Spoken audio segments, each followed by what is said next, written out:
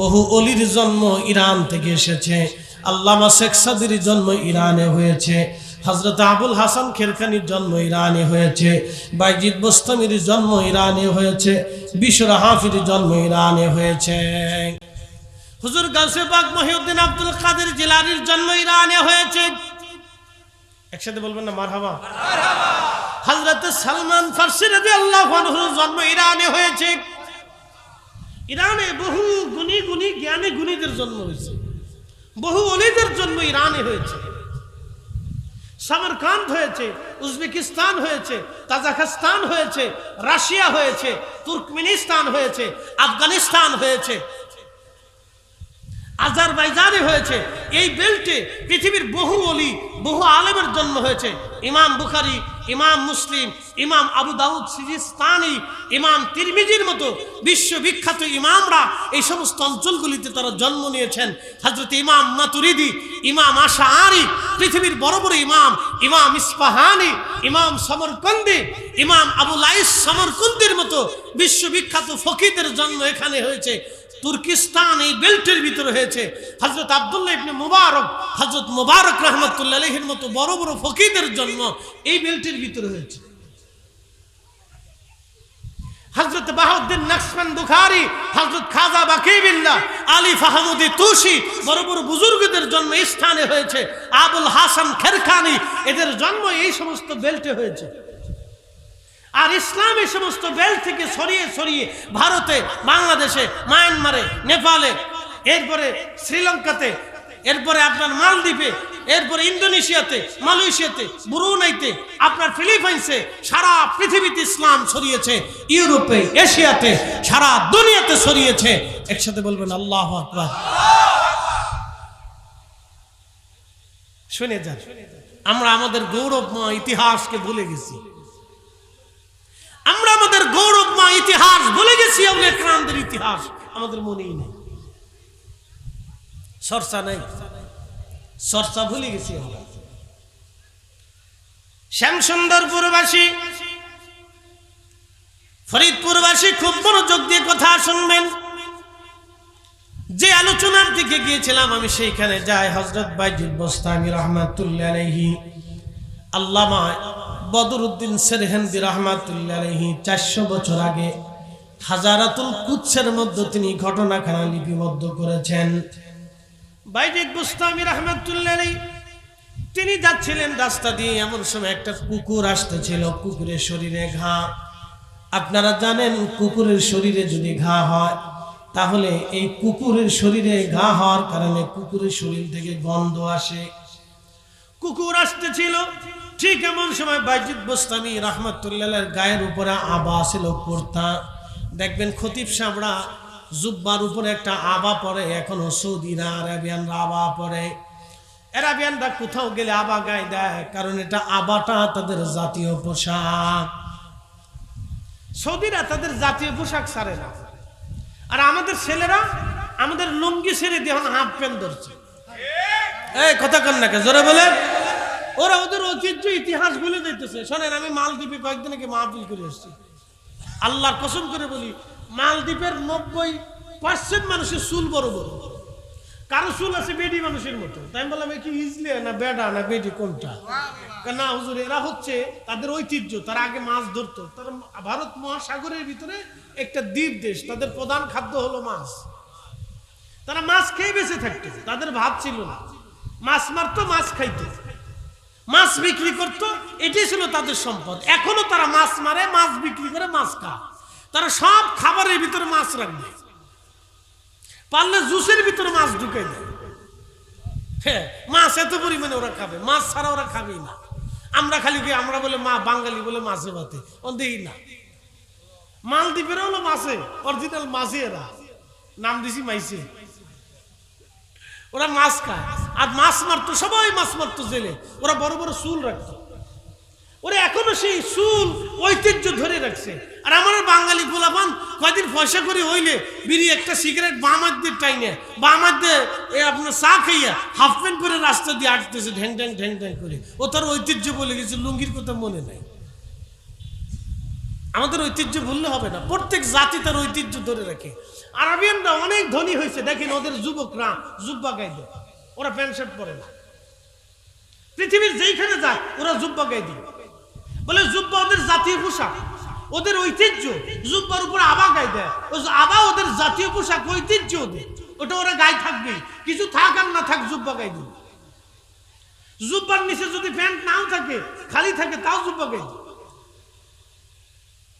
জুব্বা ছাড়ে না, এটা ওদের জাতীয় পোশাক।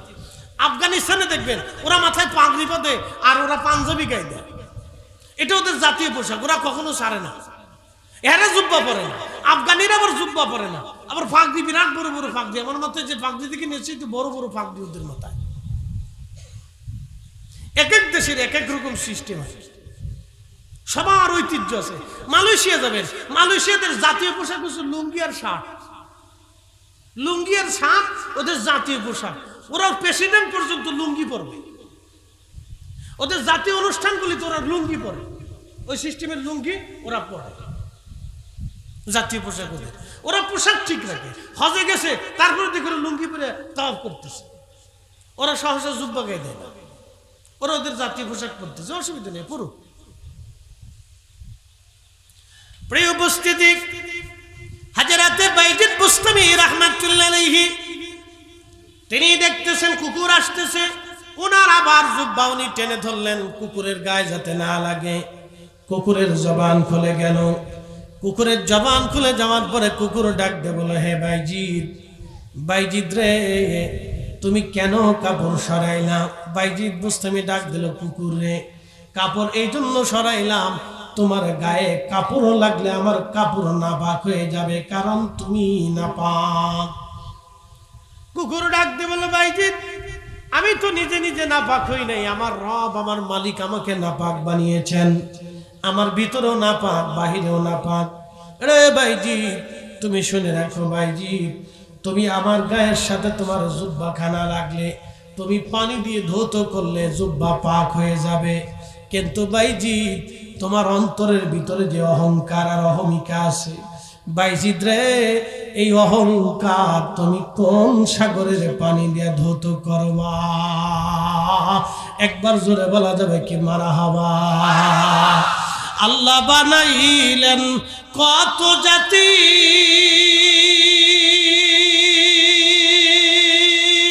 হইল না তোর প্রেম প্রীতি। কথা বলেন ঠিক কিনা? আল্লাহ বানাইলেন কত জাতি, হইল না তোর প্রেম প্রীতি। অবশেষে মানুষ বানায়, অবশেষে মানুষ বানায় প্রেমের কারণে, প্রেমের ডোরি বান্ধরে মাদিনার শনে, প্রেমের ডোরি বান্ধরে মাদিনার শনে। মানুষ বানাই প্রেমের কারণে, বলেন মানুষ প্রেমের কারণে, প্রেমের ডোরি বান্ধরে মাদিনার শনে।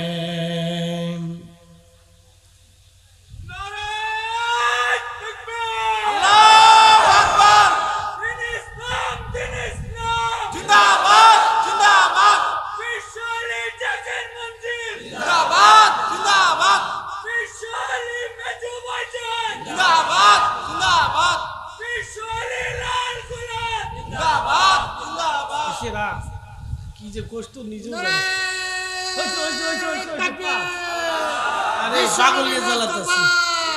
দিন ইসলামের কর্ণধার বিশ্বলি ফরিদপুরি শাহ সুবি রায়তপুরি আমাদের নির্বাহী যান জাকের জান ইমাম মেজে ভাইজান মুজাদ্দিদি বড় চাচা মেজে চাচা মুজাদ্দিদি এলাকাবাসীর আগমন জরুরিতা ফরিদির আগমন খাজা ফরিদপুরের আগমনে পদ্মা নদী স্বাগতরে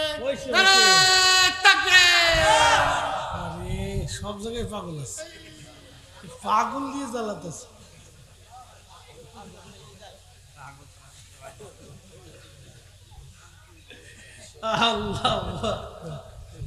প্রত্যেক মাহফিলে দু একটা কোত্থেকে যে আসে আল্লাহ জানে, আল্লাহ জানে। শোনেন আপনি, আমরা হাসি আর যাই করি, এটা একটা রহস্য আছে, এদিকে আমি যাবো না। আমরা হাসি আর যাই করি, আল্লাহ মহব্বত দিয়ে দুনিয়া সৃষ্টি করছে। হযরত ওয়াইস আল কারনী রাদিয়াল্লাহু আনহু নবীজির দর্শে জীবনেও কোনোদিন একটা হাদিস শুনে নাই। হ্যাঁ না, ওনার জিন্দেগিতে পাবেন না যে আল্লাহ রসুলের দর্শে বসে একটা আয়াতও কখনো শুনেছে, হাদিস কখনো শুনেছে।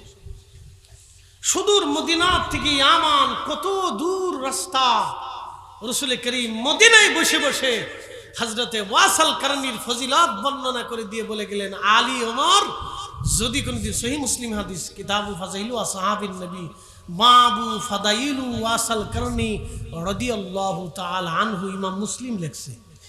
মারহাবা বলবেন না? আমাদের অনেক ভাইরা বুঝে না, কয় ওয়াইস আল কারনীর নামের পিছনে রাদিয়াল্লাহু তাআলা আনহু লেখেন কেন?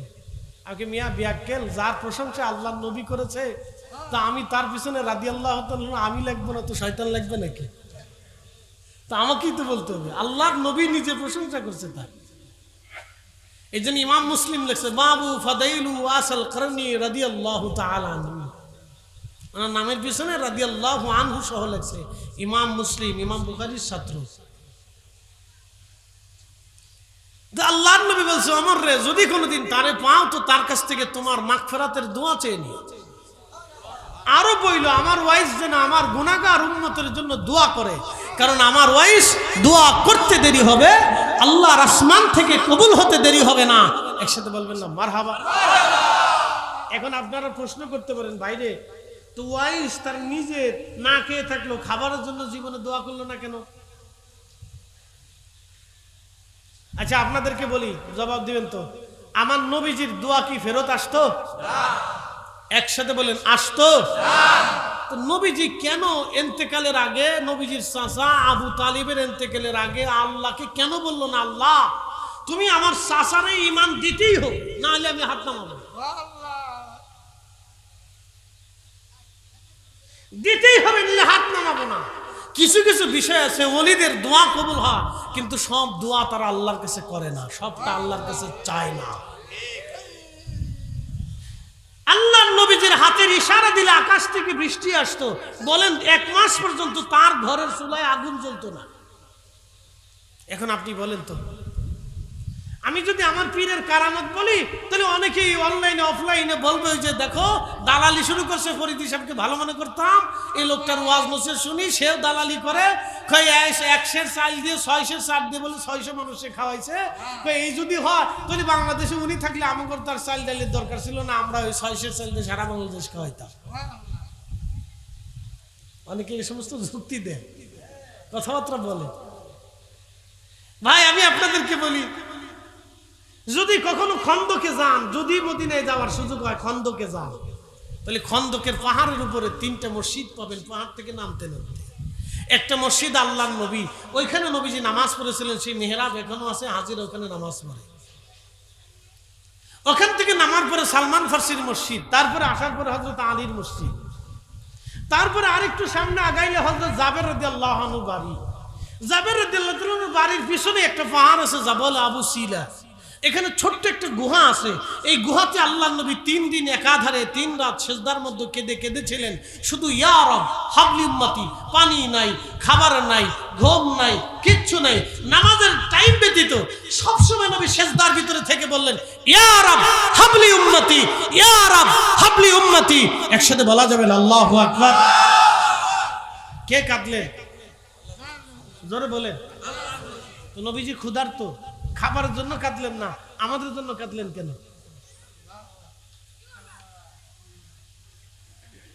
রহস্য আছে। এই জন্য অলিরা নবীরা সবসময় সব দোয়া করেন না, আল্লাহর ইচ্ছা ব্যতীত তারা কোনো দোয়া করেন না। কার ইচ্ছা? জোরে বলেন কার? অলিরা নবীরা বুজুর্গরা আল্লাহর ইচ্ছা ব্যতীত কোনো দোয়া করেন না। ইন্দ্র যদি দোয়া করতেন তাহলে বাংলাদেশে, পৃথিবীতে কোনো কাফির মসনদ থাকতো না, কিন্তু দোয়া করেন নাই। বলে কারণ আল্লাহ এইভাবেই দুনিয়া সাজাইছে, আল্লাহ এইভাবেই দুনিয়া সাজাইছে, এভাবেই দুনিয়া সাজাইছে। আচ্ছা বলেন তো, ফিলিস্তিনের জন্য যত কান্নাকাটি ব্রাজিলের প্রেসিডেন্ট আর কলম্বিয়ার প্রেসিডেন্ট করতেছে, তার অর্ধেক কান্নাকাটি যদি সৌদির বাদশা করতো, তাহলে ফিলিস্তিন স্বাধীন হয়ে যেত। এই আস্তে কোন কেন, জোরে বলেন। যত কান্নাকাটি খ্রিস্টানরা করতেছে, এই কান্নার অর্ধেক কান্না যদি মুসলিম মিল্লাতের 200 কোটি মুসলমান কাঁদতো, আল্লাহর কসম করে বলি ফিলিস্তিন স্বাধীন হয়ে যাইত। কথা বলতে, কিন্তু কান্না করে না তো। ইটালিতে রোমে খ্রিস্টানরা আন্দোলন করতেছে, তাদের প্রেসিডেন্টে বাড়ি গাড়ি দোকানপাট পর্যন্ত পুরাই ফেলতেছে। কালকে খবর দেখলাম ইসরায়েলের লোকদের দোকানপাট যেখানে আসিল স্পেনে, সেই আগুন দিয়ে পুরাইতেছে। তোরাও দেশের মানুষ মারতেছিস, তো তোদেরকে পুরাইতে হবে। তার অর্ধেক কাজ যদি সারা পৃথিবীর মুসলমানরা করতো, তো ফিলিস্তিন স্বাধীন হয়ে যায় 1 বছর আগে। এই জন্য দুনিয়া আল্লাহ সবাইকে দিয়ে সাজাইছে, সবাইকে দিয়ে পৃথিবী সাজাইছে। একসাথে বলবেন আল্লাহু আকবার। আল্লাহ সবাইকে দিয়ে সাজাইছে। প্রিয় উপস্থিতি, মূল আলোচনার দিকে ফিরে যাই। হযরত বাইজিদ বুস্তামিকে কুকুর ডাক দেয়, বলো বাইজিদ, তোমার অন্তরের ময়লা কিভাবে দূর করবা বলো, কোন সাগরের পানি দিয়ে তুমি পরিষ্কার করবা? এই জন্য মনে রাখবেন, জবান পাক, চোখ পাক, দেহ পাক, অন্তর পাক। এইগুলি পাক না করলে 1000 বছর ইবাদত করলেও কাজ হবে না। আর একটু আপনাদেরকে বুঝাই, আর একটু বুঝাই দিয়ে যাই। আপনি হারামে গেলেন, হারাম শরীফে যাওয়ার পরে কেউ যদি আপনাকে শুয়োরের গোশত দিয়ে খাবার খাওয়ায়, আর আপনি কাবা শরীফ ওই খাবার খেয়ে যদি নামাজ পড়েন, বলেন তো নামাজ হবে নি? জোরে বলেন, আরো জোরে। জোর হয় না কেন? এই যে সামনে রমজান আসতেছে, বাংলাদেশের লক্ষের উপরে হাজি কাবা শরীফে যাবে রমজান মাসে নামাজ পড়ার জন্য। চিন্তা থাকবে, আমি হেরেমে নামাজ পড়বো, 2 হারামে নামাজ পড়বো, আমি রমজান মাসটা কাবাতে কাটিয়ে আসবো। অনেক টাকা খরচ করে রমজানে তারা কাবা শরীফে যায়, অনেক নেকির আশায় যায়। এর ভিতরে বহু মুসলমান আছে যাদের সুদে টাকা, ঘুষে টাকা, অন্যের সম্পদ মাইরে দেওয়া টাকা। বুঝেন নাই? আবার বুঝাইতেছি, বহুত নেকি। হ্যাঁ, বুঝাইতেছি বহুত নেকি, নেকির শেষ নাই। 1 রাকাতে 1 লক্ষ রাকাতের সওয়াব হারাম শরীফে হাদিস সত্য। আর রমজান মাসে যদি আপনি 1 রাকাত নামাজ পড়েন, যে কত রাকাতের সওয়াব হবে তার কোনো হিসাব নেই, এটাও সত্য। কিন্তু আপনি যে নামাজ পড়তে গেছেন হারামে, টাকার উৎস কি? সুদে টাকা, ঘুষে টাকা, আর একজনের সম্পদ মাইরে দেওয়া টাকা, আর একজনের হক মাইরে দেওয়া টাকা। এই টাকা দিয়ে যদি আপনি রমজানে হজে যান আর ওমরায় যান, আর ওইখানে উটের গোশত খেয়ে খেয়ে ঢেকুর ছেড়ে ছেড়ে কাবা শরীফের সামনে সেজদায় পড়ে, শয়তানকে, আরে বাপরে বাবু, তো আমার স্মৃতি বড় সিটা।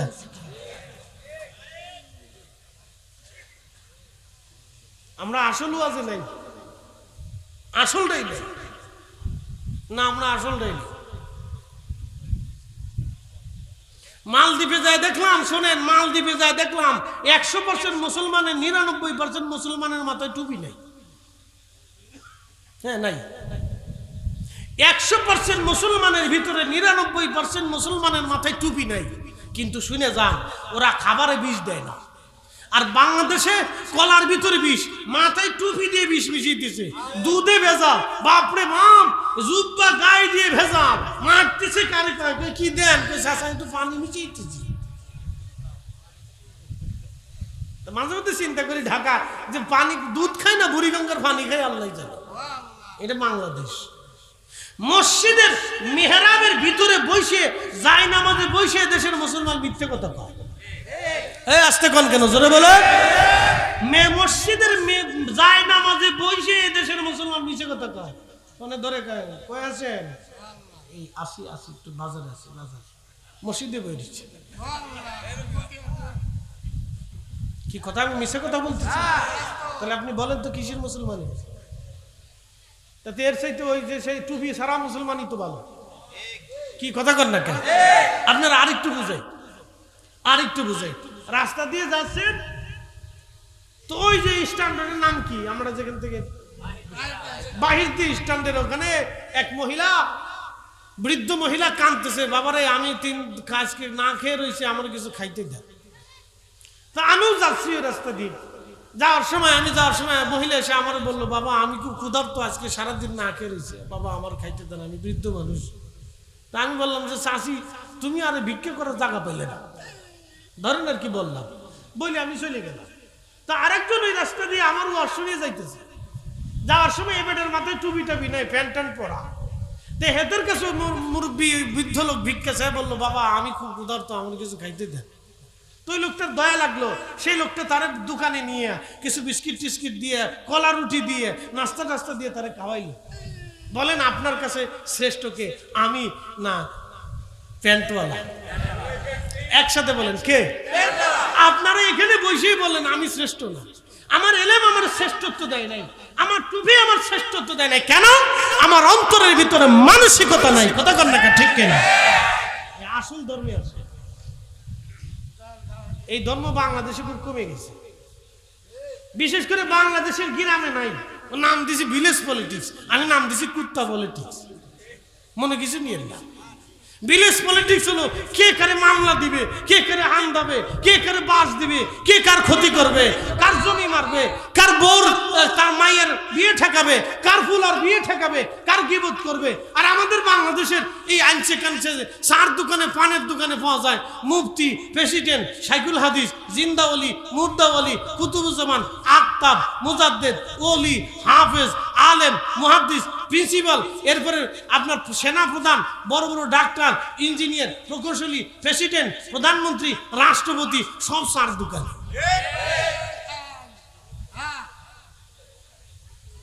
এর নাম মেড ইন বাংলাদেশ।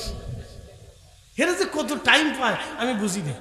উন্নত বিশ্ব যায় দেখেন, কেউ কারোর দিকে তাকানোর মতো সময় নেই, কেউ কারো দিকে তাকানোর টাইম নাই, যার যার কাজে শেষই ব্যস্ত, কারো গিবত করার সময় নাই। তাদের একটাই চিন্তা, আমার কাজ করতে হবে, খাইতে হবে।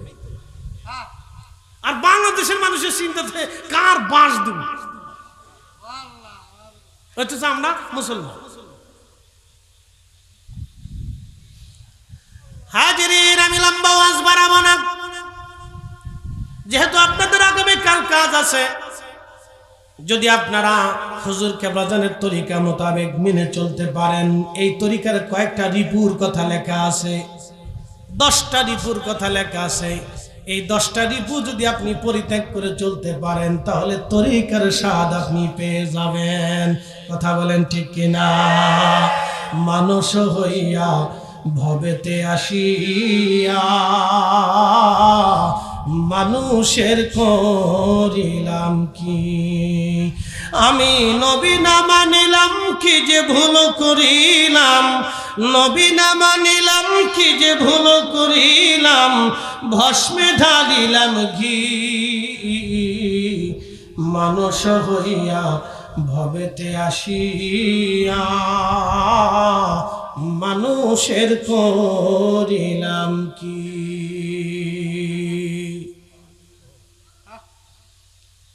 এনায়েতপুর দরবার শরীফে খাসি জবাই করে রান্না করা হলো। হুজুর কেবলা বললেন, বহু বছর আমাকে গোশতের তরকারি দেওয়া হয় না। আমি দৌড়ায় গেলাম পাকশালায়, ভাবতেছি আজকে বুঝি আমাকে একটু গোশতের তরকারি দেওয়া হবে। বহু বছর আমার তরকারি দেওয়া হয় না। আমি কাছে যাওয়ার পরে আমার হুজুর কেবলা তরকারি গোশতের ভিতর থেকে ওরনটা বের করলেন, একটু ঝোল এনে আমার হাত পাততে বললেন আমি হাত পাতলাম। হাত পাতার পরে বললেন, বাবা দেখেন তো, বাবা দেখেন তো লবণ কি পরিমাণে হয়েছে। আমি একটু জিহ্বায় স্বাদ লাগায় দেখলাম, এটা অমৃত স্বাদ, এতই চমৎকার। আমি বললাম, হুজুর লবণ ঠিক হয়েছে। আমি মনে মনে খুশি, বুঝি আমাকে গোশতের তরকারি দিয়ে আজকে খাবার খাওয়ানো হবে। সবাই রে গোশতের তরকারি দিল, আমারে দিল না। আমি মন বেজার করে বসে আছি। তখন তোমাদের দাদা পীর আমাকে ডাক দিয়ে বলেন, বাবারে তুমি যদি এখনই এত খাবার খাও, তাহলে তোমার মুরিদ কি খাবে?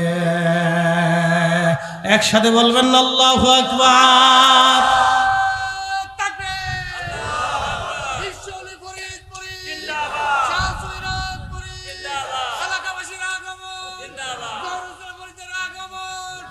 শেষ শেষ শেষ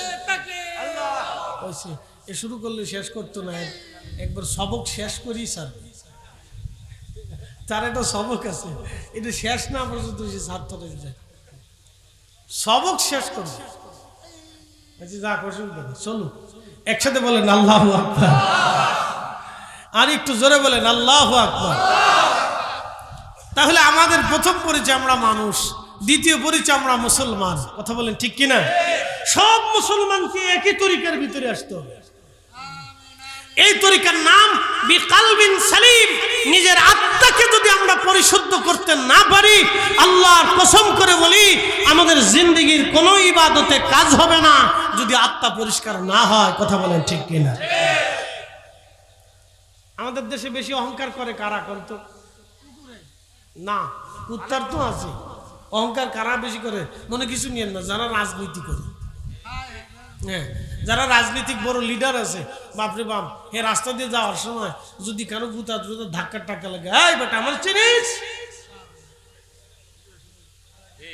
চিনিস নি আমারে, আমার সম্পর্কে তোর ধারণা আসেনি। কি কথা কথা, মন খারাপ করেন না। রাজনীতির সাথে সম্পৃক্ত থাকলে থাকতে পারে, ওটা আপনার, এটা আমার না। কিন্তু এইগুলির চিন্তা কখনো যেন অন্তরে না আসে, কারণ শয়তানকে আল্লাহ বিতাড়িত করলো কেন, ভালো করে বুঝে যায়। আদম শফিউল্লাহকে সৃষ্টি করার পরে বডির স্ট্রাকচার তৈরি করলেন আল্লাহ, আমার রব বানাইলেন। বানানোর পরে আমার আল্লাহ কোরআন শরীফে বললেন খালাকাল ইনসানা মিন সালসালিন কাল ফাখার।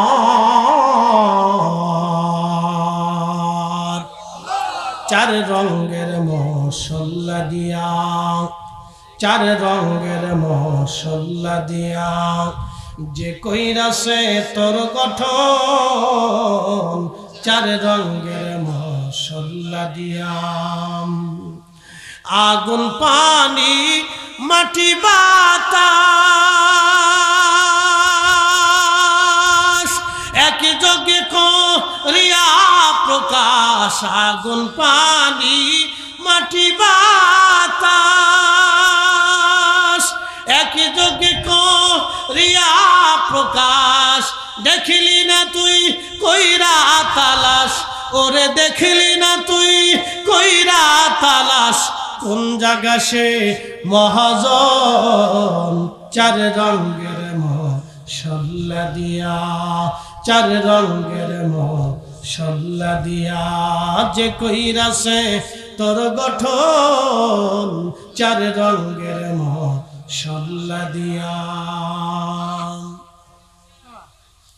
আদম শফিউল্লাহকে বানানোর পরে রুহু নামক ইঞ্জিনটা আল্লাহ আদম শফিউল্লাহর দেহের ভিতরে ফুঁকাই দিলেন। রুহু বের হয়ে আসলো। আল্লাহ বলেন রুহু কেন বের হলে? রুহু বলল ইয়া রাব্বি, এমন একটি স্থানে আপনি আমাকে পাঠিয়েছেন, এখানে কোনো নূর নাই, কোনো আলো নাই, শুধু অন্ধকার আর অন্ধকার। আমার আল্লাহ রাব্বুল আলামিন বলেন আদম অপেক্ষা করো, রুহু তোমার ভিতরে নূরের ব্যবস্থা করতেছি। বিশ্ববিখ্যাত ইমাম মোল্লা আলী কারি মক্কি 450 বছর আগে একটা কিতাব লিখলেন আল মাউরিদুর রাবি ফি মাউরিদিন নবী সাল্লাল্লাহু আলাইহি সাল্লাম। এই কিতাবের মধ্যে তিনি লিখতেছেন ঠিক তখনই আমার রব আমার আল্লাহ আদম শফিউল্লাহর পবিত্র সেকেমে নূরে মুহাম্মদি আমার আল্লাহ স্থানান্তর করলেন। একবার জোরে বলা যাবে কি মারহাবা। নূরে মুহাম্মদি দেওয়ার পরে আদম শফিউল্লাহর দেহের ভিতরে নূর আসলো। একসাথে বলবেন আল্লাহু আকবার। কি আসলো? কি আসলো? কি আসলো? আমাদের ইমানে এখন কি আছে? নূর আছে। জোরে বলেন আমাদের ইমানে কি আছে? ইমানে কি আছে? ইমানে কারো যদি নূর না থাকে তাহলে তার জিন্দেগি শেষ। এই নূরের নাম মুহাম্মাদুর রাসূলুল্লাহ সাল্লাল্লাহু আলাইহি সাল্লাম। একসাথে জোরে বলবেন আল্লাহু আকবার। এই জন্য আল্লাহ বলেন কাদ জাআকুম মিনাল্লাহি নূর, আমি আমার পক্ষ থেকে তোমাদের মাঝে নূর পাঠিয়েছি। এই নূরকে আপনার কলবে ধারণ করতে হবে। সেটা ঈমানের নূর, সেটা ভালোবাসার নূর। সেই ভালোবাসার নূরের নাম হুব্বে রাসূল। নবী বলে লা ইউমিন লা ইউমিন লা ইউমিন আহাদুকুম হাত্তা কুনা আহাব্বা ইলাইহি মিন ওয়ালিদিহি ওয়া ওয়ালাদিহি ওয়ান নাসি আজমাইন। আমার উম্মত তুমি ঈমানের নূর তোমার অন্তরে হবে না, ঈমানের লাজ্জত তুমি পাবে না যত সময় পর্যন্ত তোমার জিন্দেগি, তোমার যৌবন, তোমার সন্তান, তোমার সন্ততি, তোমার মা, তোমার বাবা, তোমার আত্মীয়স্বজন, দুনিয়ার সব কিছু থেকে আমি রাসূলকে বেশি ভালোবাসতে না পারবা, তত সময় পর্যন্ত তুমি ঈমানের লাজ্জত নিতে পারবে না। এই জন্য ইশকে রাসূল হচ্ছে ঈমানের নূর। কথা বলেন ঠিক না বেঠিক? আপনি এত বছরের নূর বুঝেন নাই, আজকে নূর বুঝেই দিলাম। ইশকে রাসূল হচ্ছে ঈমানের নূর। এই জন্য ইশকে রাসূল যদি কারো না থাকে তার ঈমান নাই। এই জন্য হুজুর কেবলা গজলে আপনাদেরকে বুঝিয়েছিলেন, গজলে বুঝিয়েছিলেন, কথাই বুঝিয়েছেন। বাবা, যার অন্তরে রাসূলের মহব্বত যতটুকুন, তার ঈমানের পরিমাপ ততটুকুন। যার অন্তরে নবীর মহব্বত নাই, তার ঈমান বলে কোনো সম্পদ নাই। কথা বলেন ঠিক কিনা? কথার সাথে কোরআন হাদিসের মিল আছে না? নাই? হ্যাঁ, আমি আপনাদেরকে ব্যাখ্যা করে মিলিয়ে দিচ্ছি। হুজুর কেবলা তো অনেক কথাকে একটা বাক্যের ভিতরে নিয়ে আসছে, অনেক কথাকে কি আনছে একটা মানে লাইনের ভিতরে নিয়ে চলে আসছে। যার কারণে গত সৃজন রে দেখো চন্দ্র সূর্য তারা শূন্য ভরে, আসে আচল নিশ চলে ধরা ধরে নবী পদবিনে ভাব। আচ্ছা বলেন তো, রসুলের কদম ছাড়া, জিন্দিগি ছাড়া আমাদের কিছু আছে? সব জিন্দিগি মিথ্যা। জিন্দিগি কি মিথ্যা? জিন্দিগির নাই কিছু রসুলের মহব্বত ছাড়া, না কিচ্ছু নেই। প্রিয় উপস্থিতি হাজিরিন, শুধু এইখানে শেষ না। আদম শফিউল্লাহর পবিত্র সুলবে নূরে মুহাম্মাদি যখন আসলো, নূর এসে গেল, রূহ ঢুকে গেল। আদম শফিউল্লাহ আলাইহিস সালাতু ওয়াস সালাম সিজদায় পড়ে গেলেন। সিজদা থেকে উঠে হাসি দিলেন। আদম আলাইহিস সালাতু ওয়াস সালাম আল্লাহর শুকর আদায় করলেন, সিজদা দিলেন। আদমকে সামনে নেওয়ার পরে আমার আল্লাহ তখন বললেন, সমস্ত ফেরেশতাদেরকে সামনে দাঁড়া করাইলেন। আদমকে সামনে দাঁড়া করে আল্লাহ বলেন, উসজুদু লি আদম, আদমের দিকে সিজদা দাও, আদমের দিকে তোমরা সিজদা দাও, আদমের দিকে সিজদা দাও। ইমাম মোল্লা আলী কারি মক্কি আল মাউরিদের মধ্যে লেখেন, সিজদাটা মূলত আদমকে উদ্দেশ্য না, আদম হলো কেবলা, মসজুদ হলো আল্লাহ, সিজদার মালিক হলো আমার আল্লাহ, আদম শফিউল্লাহ হলো কেবলা। আপনারা কাবার দিকে ফিরে নামাজ পড়েন, সিজদা কি কাবাকে দেন না আল্লাহকে দেন? একসাথে বলেন কাকে? আল্লাহকে দেন। কাতার সোজা করে দাঁড়ান, খেয়াল আপন আপন কালবের মধ্যে ডুবাই দেন। খেয়াল কালবে, কালব আল্লাহর দিক, আল্লাহ হাজির নাজির, আল্লাহ দেখতেছেন দিলের হাল। খেয়াল কালবে ডুবাই রাখলে নামাজে আল্লাহ মনে থাকবে। খেয়াল কল থেকে বের হয়ে গেলে নামাজে আল্লাহ ভুল হবে। নামাজে যদি আল্লাহ ভুল হয়, তাহলে আপনি কাকে সিজদা করলেন চিন্তা করে বুঝেন। মুখে আল্লাহর নাম, দিলে দুনিয়ার জল্পনা কল্পনা, এমন নামাজে কি ফল? এই নিয়ম বলার পরে অনেকে ভাবে যে আত্মীয় কি মন্ত্র বলে, এরা কয় কি? এরা তো কোরআন থেকে বলতেছে। আসেন এবার কোরআনের দিকে চলে যাই, একসাথে বলুন আল্লাহু আকবার। আসেন কোরআনের দিকে চলে যাই। قد أفلح المؤمنون الذين هم في صلاتهم خاشعون।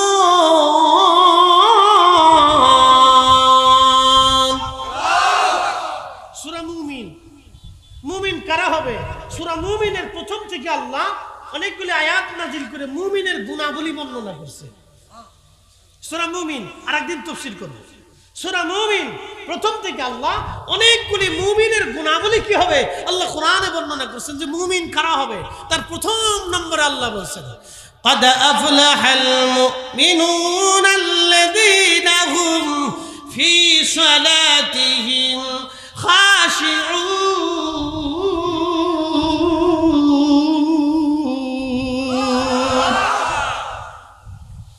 সফল কাম মুমিন তারা ওই ব্যক্তি সফল কাম হবে সেই মুমিন যারা নামাজের মধ্যে খুশু খুজু অবলম্বন করে, একাগ্র চিত্তে শুধু আল্লাহর জন্য নামাজ পড়ে।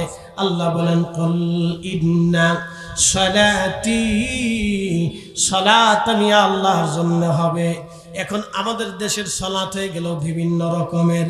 আমি কয়েকটা নাম দিলাম, একটা নাম দিছি রাজনৈতিক নামাজ। নির্বাচন আসলে দেখবেন যে বেটা ফেসাব করে পানি নিলে হ্যাঁ মসজিদের সামনের কাতের কারাই গেছে, বিরাট বুজুর্গ, তুমি একটা মাথায় দিয়ে চাচার সাথে জড়াই ধরে চাচা আপনি আমার বাপের মতো লাগে। 10 বছরে খোঁজ খবর নাই, 10 বছরে বাপ মরে গেছে না কি হয়ে আছে খোঁজ নাই। নির্বাচন আসলেই বাপ চাচা খালু ফুফে নানা সব 14 গোষ্ঠী রয়ে যায়। ভালো করে শুনে যান, আমি নাম দিছি রাজনৈতিক নামাজ। নির্বাচন আসলে অনেকের মাথায় টুপি চলে যাবে, ভোটাভুটির নামাজ। এলাকায় গেল ভোট চাইতে, আজান পড়েছে, নামাজ যদি না পড়ি তো মানুষ কি বলবে। এরা মানুষের ভয়ে নামাজে যায়, এরা মূলত আল্লাহর ভয়ে নামাজে যায় না। আল্লাহ বলেন ফাওয়াইলুল লিল মুসাল্লিন আল্লাযীনা হুম আন সালাতিহিম সাহুন। কপাল পোড়া সে নামাজি যে মানুষ দেখানোর জন্য নামাজ পড়ে। আর একটা নামাজ দিলাম আমি সামাজিক নামাজ। বলে সামাজিক নামাজ কি? সমাজে বিচার সালিশে বসছে, আজান পড়লো, ইমাম সাহেব হুজুর বললো নামাজ আসেন, আগে নামাজ আদায় করি পরে বিচার সালিশ করব। ওখানে যারা বিচার করতে আইছে তাদের অধিকাংশই নামাজ পড়ে না। এরা চিন্তা করলে এখন যদি নামাজ না পড়ি তো সমাজে মুখ দেখাবো কেমনে? এরা সমাজ রক্ষা করার জন্য নামাজে গেল। আল্লাহ বলেন ফাওয়াইলুল লিল মুসাল্লিন। কিয়ামতের ময়দানে আল্লাহ বলবে, আরে জাহান্নামীরা তোমরা কেন জাহান্নামের মধ্যে চলে যাও? কোন কারণে জাহান্নামে তোমরা চলে যাও? সেদিন তারা বলবে লাম নাকু মিনাল মুসাল্লিন, আমরা মুসল্লিদের অন্তর্ভুক্ত ছিলাম না, আমরা মুসল্লি ছিলাম না। মুসল্লি হতে হবে মুসল্লির মতো, নামাজি হতে হবে নামাজির মতো। এ নামাজের নাম খুশু খুজুর নামাজ, এ নামাজের নাম হুজুরি কালবের নামাজ। কথা বলেন ঠিক কিনা? মুসলমান খুব মনোযোগ দিবেন। এটা আমি কেন বুঝাইলাম? অহংকারের কথা বলতেছি না, বলতেছি বোঝানোর জন্য। আমাদের এত জনগণ থাকার পরও আমরা কারো মাহফিল বন্ধ করি না, কারো মসজিদ দখল করি না, এলাকা দখল করি না, আমরা কারো হিংসা করি না, কারো অহংকার করি না, আমরা কারো ক্ষতি করার চেষ্টা করি না। এই নীতিমালা আমাদের তরিকার ভিতরে নাই। কথা বলে আছে আছে একসাথে বলেন আছে না? এই নীতির ভিতরে আমরা বিশ্বাসী না, এই নীতিতে বিশ্বাসী না, এই নীতিতে বিশ্বাসী না। খুব ভালো করে শোনা যাবেন। এই জন্য তরিকত পন্থীরা যারা তাসাউফ মানে তাদের দিল নরম হয়। কি নরম হয়? তাদের কাজ হয় দিলে দিলে, অন্তরে অন্তরে। তাদের সবক হয় কালবের ভিতরে। এই জন্য হুজুর কেবলা প্রথম সবকটাই কালবে দিতেন। কথা বলেন ঠিক কিনা? মানুষ বানানোর জন্য। তো নামাজ হবে কার জন্য? একসাথে বলেন কার জন্য? আমাদের নামাজ চলে গেলে এখন বিআই নামাজ। আর একটা নামাজ দিছি বিআই নামাজ। বলে ফরিদ সাহেব বিআই নামাজ কি? বিআই নতুন বাড়ি বেড়াইতে এসে চিন্তা ডাক দিয়ে বলেন বিআই সাহেব আসেন, আমাদের মসজিদটা খুব সুন্দর, নামাজ পড়ে আসি, জোহরের আজান দিছি। বিআই চিন্তা করলো নামাজে যদি না যায় তো বিআই কি মনে করবে? তো বিআই রে খুশি করার জন্য নামাজে গেছে। এটা আল্লাহকে খুশি করার জন্য যায় নাই, বিআই রে খুশি করার জন্য গেছে। এ নাম দিছি বিআই নামাজ। আর একটা নাম দিছি বতরে নামাজ। বতরে নামাজ চিনেন নাই? খালি জুমার নামাজ পড়ে আর পড়ে না। কি কথা কর না? এটার নাম হলো বতরে নামাজ। শুধু জুমার নামাজ পড়ে, আবার কেউ আছে খালি ঈদের নামাজ পড়ে আর পড়ে না। আবার রমজান মাস আসলে নামাজ ধরে, এরপরে আর সারে। রমজান মাস চলে গেলে নামাজ পড়ে না। আর কিছু নামাজ আছে পরীক্ষার্থী যারা পরীক্ষা দিয়ে আসার পরীক্ষার আগে নামাজ ধরে, পরীক্ষা দিয়ে রেজাল্ট পর আগ পর্যন্ত নামাজ পড়ে, টুপি ছাড়ে না, মসজিদের বারান্দা ছাড়ে না, রেজাল্ট শেষ পরের দিন তার মসজিদ চিনে না। মসজিদের বারান্দা ছাড়ে না ওরা।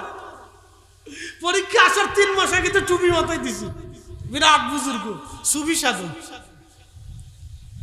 বিরাট সুফি, মসজিদের বারান্দা ছাড়ে না। এরপরে পরীক্ষার রেজাল্ট যেদিন দিবে সেদিন পরীক্ষার রেজাল্ট ভালো টালো হয়ে যাওয়ার পরে এরপরে তো এই যে শুরু হয়ে গেল আর নামাজ নেই। শয়তানে আসে কয় বাপ কত বড় চিটার নেই, তো আমারও ফেল মেরে ফেলছে একবার।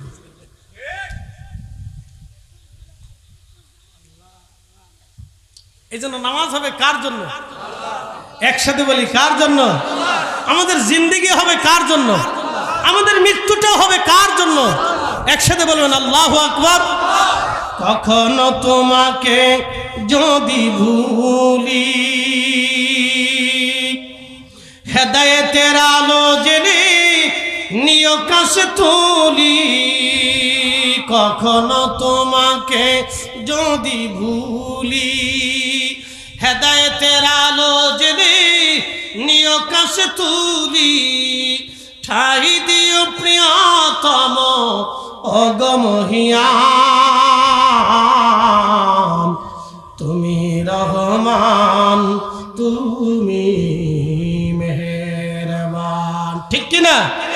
অন্ধ গাহে না শুধু তোমারি গুণগান, বুঝেও বুঝে না তবু শান, তুমি রহমান তুমি মেহেরবান। লম্বা বাড়াবো না হাজিরিন, আল্লাহ রাব্বুল আলামিন আদম শরীফুল্লাহর পবিত্র দেহে নূর আসলো, নূর আসলো, নূরময় হলো। আদম আলাইহিস সালাম আল্লাহকে সিজদা দিলেন, হাসি হলো, আলহামদুলিল্লাহ বললেন, কি চমৎকার সুন্দর। হযরত আদম শরীফুল্লাহ আলাইহিস সালামের সামনে সমস্ত ফেরেশতা মণ্ডলীকে দাঁড়ায় আল্লাহ বলেন, উসজুদু লি আদম, তোমরা আদমের দিকে সিজদা দাও। সিজদাটা মূলত আদমকে না, সিজদার মাসজুদ ছিল আমার আল্লাহ। ইমাম মোল্লা আলী কারি, তাকিউদ্দিন সুবকি, ইমাম শামসুদ্দিন সাখাবী রাহিমাহুল্লাহর মতো বিশ্ববিখ্যাত ইমামরা আল মাওরিদের মধ্যে লিখেছেন, সিজদার মালিক ছিল আমার আল্লাহ, আর কিবলা ছিল আদম শফিউল্লাহ।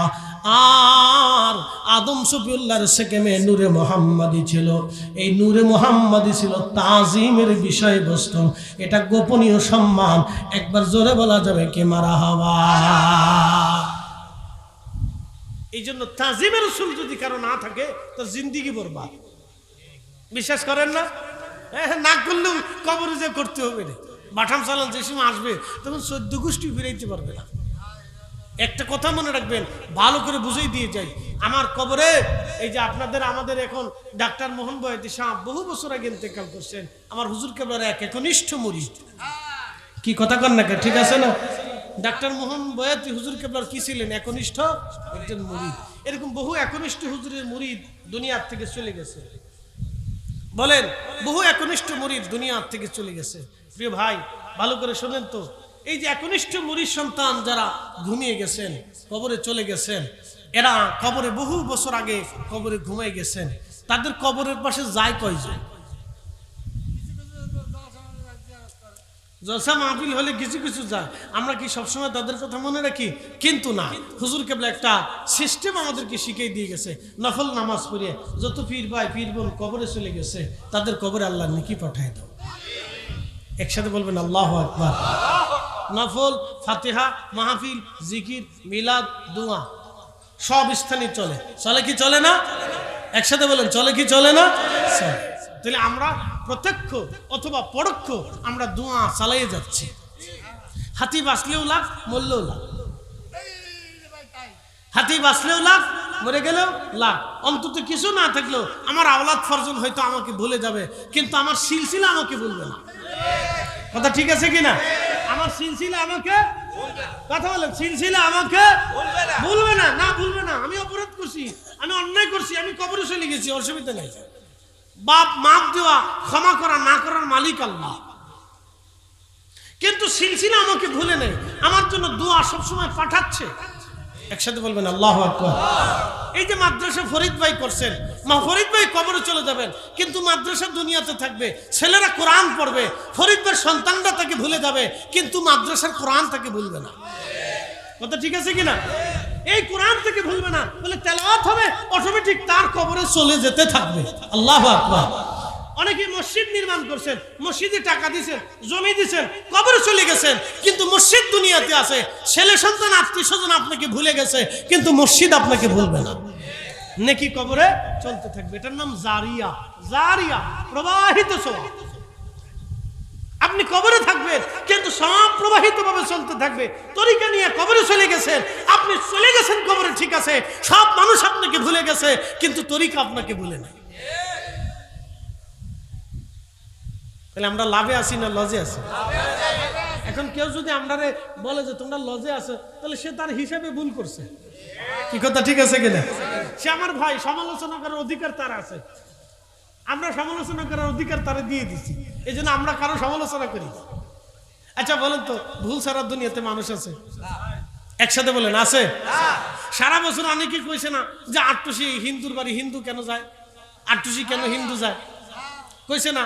এখন আমি যদি প্রশ্ন করি, ভাই আপনারা ভোটের জন্য এই প্রতিমা দুর্গা পূজার সামনে গেছেন কে? কি কথা ঠিক আছে না? আমরা প্রশ্ন করতে পারি না। আপনারা রাজনীতির জন্য কেন গেলেন? আপনি জবাব দেন। কোরআনের কোন বিধানে, রাসূলের কোন তরিকাতে আপনি গেছেন, আপনি জবাব দেন। জবাব আছে ভাই? না, কোরআন সুন্নাহর দিকে তাকালে কোনো জবাব নাই। রাজনীতির দিকে তাকালে আপনি যাইতে পারেন, রাজনীতি করেন, ভোটের দরকার, আপনি গেছেন তাদের কাছে, অসুবিধা নেই, গেছেন কে গেছেন। কিন্তু কোরআন সুন্নাহর দিকে তাকাইলে আপনি যেতে পারবেন না। আমরা অনেকে দেখছি অনেক বসে বসে খাবার খাইতেছে, কি আশ্চর্য! মিলাদের খাবার ওনাদের কাছে বেদাত, কিন্তু ওই পূজা মণ্ডপের সামনে যে বিস্কিট খাইতেছে, কোক খাইতেছে, চা খাইতেছে, এটা ওই সময় বেদাত হইল না। কে ভাই, এই ধরনের নীতিমালা আপনাদের থাকবে কেন? এগুলো ভুল, আমাদের যেটা ভুল সেটা ভুল। কথা কোন ঠিক আছে না ভাই? আমি সমালোচনা করতেছি না, তাদের মন্দ বলবো না। রাজনৈতিক প্রেক্ষাপট, দেশের আন্তর্জাতিক প্রেক্ষাপট মিলে অনেক কথাই আছে, সিচুয়েশন ভিত্তিক অনেক সিস্টেম আছে, তারা যেতে পারে। গেছেন, রাজনৈতিক প্রেক্ষাপটে যান, দেশীয় সিচুয়েশনে, দেশের আভ্যন্তরীণ বিষয়ের উপর ভিত্তি করে তারা গেছেন, যাবে। কিন্তু এতদিন যে আপনারা আমরা রেখে নিলেন, তো এটার কি হবে? এটা আমরা আপনাদের কাছেই ছেড়ে দিলাম। যাক, আমরা আপনাদের মন্দ বলবো না, আপনাদের উপরে এটা ছেড়ে দিলাম।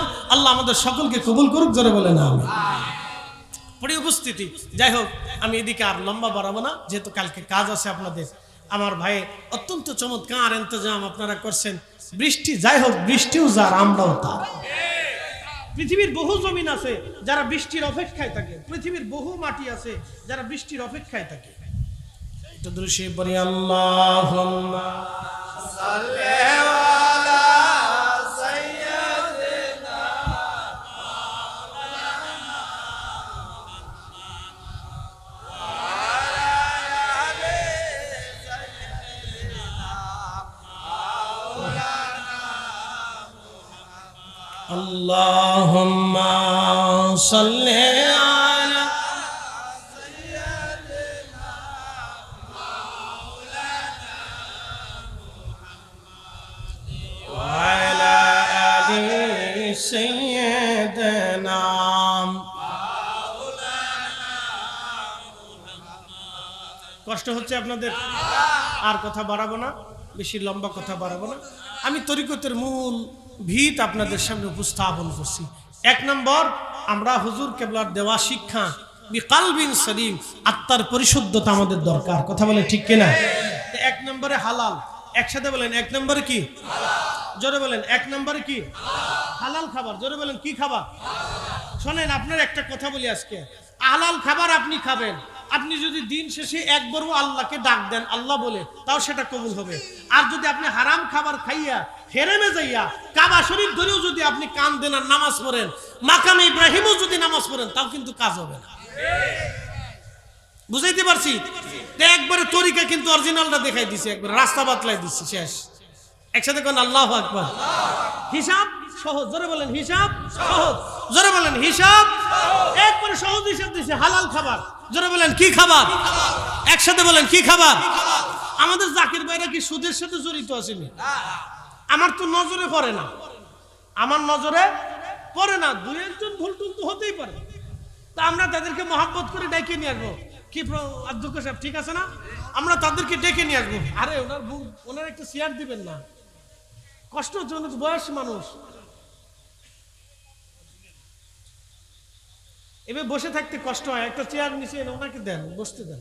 অধ্যক্ষ সাহেব একটা চেয়ার দেন, বয়স হয়ে গেছে ওনাদের, সর্বনাশ। আপনারা এগুলো খেয়াল করবেন না। চেয়ার দাও, চেয়ার দাও, উপরে দাও, এখানে বসে, এখানে বসে। যারা বয়স্ক আছে তাদেরকে চেয়ার দিবেন। অনেক সময় আমরাই তো আমাদের হাত পা ঝিঝি ধরে দিই, শক্ত জায়গা না। স্যার বসেন, বসেন।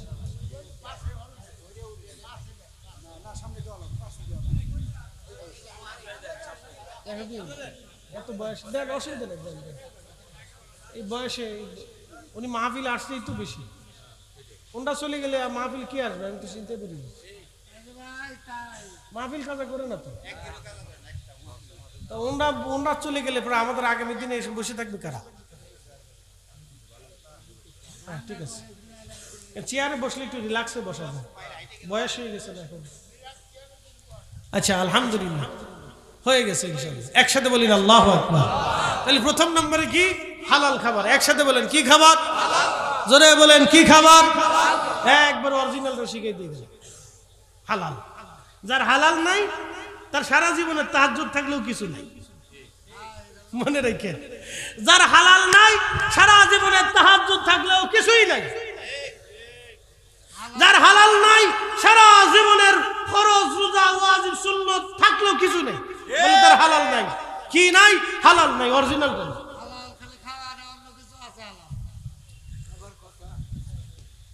হালাল। আল্লাহ আমাদেরকে হালাল খাবার খাওয়ার তৌফিক নসিব করুন, জোরে বলেন আমিন। আর একটু জোরে বলেন আমিন।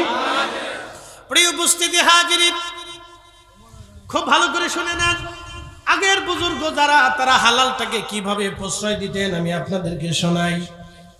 বিশ্ববিখ্যাত একজন আল্লাহর ওলি, তার নাম হযরতে খাজা মাহমুদ বাহাদাবানী নকশবন্দি রহমাতুল্লাহ আলাইহি। হযরত খাজা মাহমুদ বাহাদাবানী নকশবন্দি, ওনার নকশবন্দি তরিকার একজন উজ্জ্বল নক্ষত্র ছিলেন, অনেক বড় আলেম ছিলেন। ওনার প্রশংসা আল্লামা মোল্লা আলী কারি রহমাতুল্লাহ আলাইহি আল মাউরিদের মধ্যে তিনি লিখেছেন এই ঘটনাখানা। হযরত আল্লামা খাজা মাহমুদ বাহাদাবানী নকশবন্দি, ওনার জমানা হলো ভারতের মুঘল সাম্রাজ্যের অধিপতি যিনি সম্রাট বাবর। বাবরের ছেলের নাম সম্রাট হুমায়ুন। নাম শুনছেন না আপনারা? সম্রাট বাবরের ছেলের নাম সম্রাট হুমায়ুন। হুমায়ুন বারবার যুদ্ধে পরাজিত হয়, নানান প্রতিকূল বিপদ আপদ বারবার আসে। তখন বাচ্চা হুমায়ুন বলল, এই জমানার একজন আল্লাহর ওলি আছে, তার নাম মাহমুদ বাহাদাবানী নকশবন্দি। হুজুরকে দয়া করে আমার রাজ দরবারে আসতে বলেন, এসে আমার দরবারে বসে যেন হুজুর দোয়া করে যায়, যাতে এই মুসিবত আল্লাহ আমার বিতাড়িত করে দেয়। উনি অনেক যুদ্ধে হেরেছেন, অনেক বিপদ বারবার আসে। উনি চিন্তা করলেন, আল্লাহর ওলিকে এনে আমার বাড়িতে রাজ দরবারে যদি দোয়া করাই, তাহলে হয়তো আল্লাহ আমার বিপদ দূর করায় দিবেন। খাজা মাহমুদ বাহাদাবানী নকশবন্দি রহমাতুল্লাহ আলাইহি, উনি সেই মহান আল্লাহর ওলি, তিনার কাছে চলে গেলেন প্রধান সেনাপতি বৈরাম বেগ, প্রধান উজির। বৈরাম বেগের নাম আপনারা শুনছেন। বৈরাম বেগ চলে গেলেন। বৈরাম বেগ জবাব করে বললেন, হুজুর বাদশা দাওয়াত করেছেন রাজ দরবারে আপনাকে। আল্লাহর ওলি ডাক দিলেন, হে বৈরাম, তোমার বাদশাকে যা বলো আমি মাহমুদ বাহাদাবানী নকশবন্দি কোন রাজ দরবারে দাওয়াত নেই না। একসাথে জোরে বলবেন আল্লাহু আকবার। আগের ওলি যারা ছিলেন তারা রাজা বাদশাদের কাছে যাইতেন না, রাজা বাদশারা তাদের কাছে আসতো। আমরা এই তরিকাতে কোন ওলি রাজা বাদশার কাছে যান না। আমাদের ওলিদের একজন ওলি ছিলেন, তার নাম হযরতে আবুল হাসান খেরকানি। ওনার খেরকানি, ওনার সেই হুজরা ইরানে পৃথিবী বিখ্যাত একজন বাদশা ছিলেন, তার নাম সুলতান মাহমুদ গজনবী। তিনার দরবার ছিল, রাজ দরবার ছিল বর্তমান আফগানিস্তানের গাজনি গেট আছে, কাবুলের গজনি গেট। ওনার মাজার গজনিতে আছে, এখনো সংরক্ষণ করে রাখছে, খুব চমৎকার। হযরত মাহমুদ সুলতান মাহমুদ গজনবী রহিমাহুল্লাহ তিনি এখান থেকে আফগান থেকে সেই ইরানের খেরখানে চলে গেছেন হুজুরের কাছে হাঁটতে হাঁটতে দোয়ার জন্য। কি দোয়া? বলে আমি সোমনাথ মন্দির আক্রমণ করবো, সেই জন্য দোয়া চাইতে গেছে। একসাথে বলবেন আল্লাহু আকবার। ইতিহাস ভুলে যায় না, ইতিহাস ভুলেন না, ইতিহাস ভুললে বিপদ আছে। ওলিদের এই স্বনামধন্য ইতিহাস ভুলে যান না, ওলিদের ইতিহাসগুলি বইলেন, আমাদের জানার দরকার। শুনে যান। তো মাহমুদ বাহাদুরানি নকশবন্দি বললেন, এ বৈরাম তোমার রাজাকে বলো যাও, আমি কোন রাজ দরবারের দাওয়াত নেই না, যাও। তো বাদশা হুমায়ুন চিন্তায় পড়ে গেলেন, এত বড় বুজুর্গ আল্লাহর ওলি আমার দরবারে আনতে হবে, যে কোনো মূল্যে দাওয়াত দোয়া করাইতে হবে, কারণ আমি বিপদগ্রস্ত। বাদশা হুমায়ুন বৈরাম বেগকে বললেন, বৈরাম আপনি যা জিজ্ঞাসা করেন কি করলে হুজুর আমার রাজ দরবারে আসবে? বৈরাম বিনয় জিজ্ঞেস করলেন, হুজুর বাদশা আপনার খেদমতে আরজি পেশ করেছেন, কি করলে আপনি হুজুর আপনি তার রাজ দরবারে যাবেন? তখন মাহমুদ বাহাদুরানি নকশবন্দি বললেন, বৈরাম যদি তোমার বাদশা রাজ দরবারে মিলাদ শরীফের ইন্তজাম করে, তাহলে আমি অবশ্যই তার রাজ দরবারে মিলাদ শরীফের উদ্দেশ্যে যাব। একসাথে জোরে বলা যাবে কে মারহাবা। নামি লিখিনি 450 বছর আগের ইমামুল হারামাইন মুল্লা আলী কারি মাক্কি হানাফি হাফিজুল হাদিস ছিলেন, ওই জামানার প্রখ্যাত মুহাদ্দিস। তিনি তার কিতাব আল মাওরিদের মধ্যে লিখছেন, আমার ঘরে আছে। যদি বাড়িতে রাজ দরবারে মিলাদ শরীফের ইন্তজাম করো তো আমি যাব। সম্রাট আকবরের বাপ বাদশা হুমায়ুন, তো হুমায়ুন রাজদরবারের বিরাট বড় ইন্তজাম করলেন, শাহী মিলাদ শরীফের ইন্তজাম হলো, হাজার হাজার মানুষের জন্য খাবার দাবার প্রস্তুত করা হলো। হুজুর খাজা মাহমুদ বাহাদুরানি নকশবন্দি রহিমাহুল্লাহ তিনি গেলেন, বাদশা হুমায়ুন নিজে ওজুর পানি ঢেলে হুজুরের পা ধোয়াইলেন, ওযু করাইলেন, তারপরে মিলাদে বসলেন, দোয়া হলো। তারপরে বাদশা নিজে শান্ত হলেন যে হুজুর আমার রাজ দরবারে আসছে, দোয়া করাইছে, দোয়া করছে, মিলাদ হইছে। একসাথে জোরে বলবেন না মারহাবা। মনে রেখে আগে রাজ দরবারের রাজারা ওলিদেরকে দাওয়াত করে নিয়ে দোয়া করাইতেন, দোয়ার জন্য কাছে যাইতেন, বিনয়ে বিনয়ে কথা বলতেন। ওলিদের দরবারে যে তারা বিনয়ে মাথা নিচু করে কথা বলতেন, উঁচু করতেন না। তারা সব জায়গায় মাথা উঁচু করতেন, কিন্তু ওইখানে মাথা নিচু রাখতেন, কারণ এখান থেকে একবার যদি মাহরুম হয়ে যায় তো দুনিয়ার আর কোথাও জায়গা হবে না। কথা বলেন ঠিক কিনা? এই জন্য তারা ওলিদের দরজাকে মাহরুম করতেন না। এই জন্য আমরা ওলি চাই কি চাই না? একসাথে বলেন ওলি চাই কি চাই না? ওলি চাই। আল্লাহ আমাদেরকে কবুল করুক, বলেন আমিন। আমার কথা শেষ। মাওলানা লক্ষ্মীপুরী সাহেব একদিন আমাকে বলতেছিলেন, বেটা এই আমাদের যে হোস্টেল মাদ্রাসার প্রথম যে ডাইন পাশের প্রথম বিল্ডিংটা, প্রথম বিল্ডিংয়ের শেষ রুমটা হচ্ছে হোস্টেল সুপারের রুম, তার আগে লক্ষ্মীপুরী সাহেব থাকে। তো ওখান থেকে উনি বের হয়েছেন। তাই আমি বললাম, উস্তাদজি কোথায় যাবেন, কি অবস্থা, হালাকিগত জিজ্ঞেস করলাম, কিছু লাগবে টাকবে কিনা? তো উস্তাদজি বললেন, বেটা শোনো, আমি তোমার একটা ঘটনা শোনাই। আমি বললাম, উস্তাদজি বলেন। আপনার ঘটনা তো একবার বিশুদ্ধ ঘটনা। তো বলতেছে, শোনো, এইখানে একসময় খাল ছিল। ঠিক আছে না তথ্য না? একসময় কি ছিল? খাল ছিল। বলে, বেটা এখানে একসময় খাল ছিল, এখানে মাদ্রাসা ছিল না, হেলিপোর্টও ছিল না, জোয়ারের পানি আসতো, বর্ষাকালে পানি এসে ভরে যেত। তো বলতেছে একটা ডুঙ্গায় চললাম, তালের ডুঙ্গা, তালের ডুঙ্গা আমি চললাম আর হুজুর কেবলা চললেন, আমরা দুইজন। তা আমি বাইতে বাইতে বাইতে বাইতে এই যেখানে মাদ্রাসা বাবা, আমি এখানে আসছি বাইতে বাইতে, তখন পানি, অথই পানি। তো বলতেছে হুজুর কেবলার হাতে দুইটা মাটির দলা।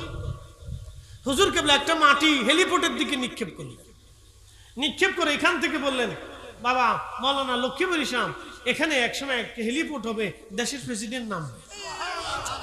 তো আমি তখন চিন্তা করলাম যে আমি কি পাগল হইলাম নাকি? না, লক্ষ্মীপুরী সাহেব চিন্তা করতেছে যে আমি কি পাগল হইলাম, এই কথা যদি কালকে এই 38 মানুষের কই তো আমারও ভিড়াইব দিল, তো এটি কি হয়? তো পরে আবার হুজুর একটা ঢেল নিক্ষেপ করে বললেন, বাবা এখানে বাংলাদেশে অনেক বড় একটা মাদ্রাসা হবে। তো লক্ষ্মীপুরী সাহেব বললেন, আমি মনের কথা মনেই রাখলাম, আর খুব ভয় পাইলাম, এই কথা কারো কাছে কোয়া যাবে না, কইলে মানুষ আমারে ফিটাইব আর বন্ধ করবো, এই গালিগালাজ করবো যে পাগল হয়ে গেছে। এত বড় খাল, এখানে প্রেসিডেন্ট নামবে। বলেন প্রেসিডেন্ট আসছে কিনা? না একসাথে বলেন, আসছে কিনা? মাদ্রাসা আছে কিনা? হেলিপোর্ট আছে কিনা? তো অলিরা যে কথা বলেন এটা ওনাদের ইচ্ছায় বলেন না, আল্লাহর পক্ষ থেকে যেটা আসে সেটাই বলেন। কথা বলেন ঠিক কিনা? তো ভাই সাহেব, তো উনার যদি মুরিদ হয়ে থাকেন তাহলে উনার দেওয়া সবক আদায় করবেন, ইনশাল্লাহ হবে না? জোরে বলেন হবে না? আল্লাহ কবুল করুক, বলেন আমিন। আসেন দাঁড়ায় নবীজিকে সালাম জানাইয়া নবী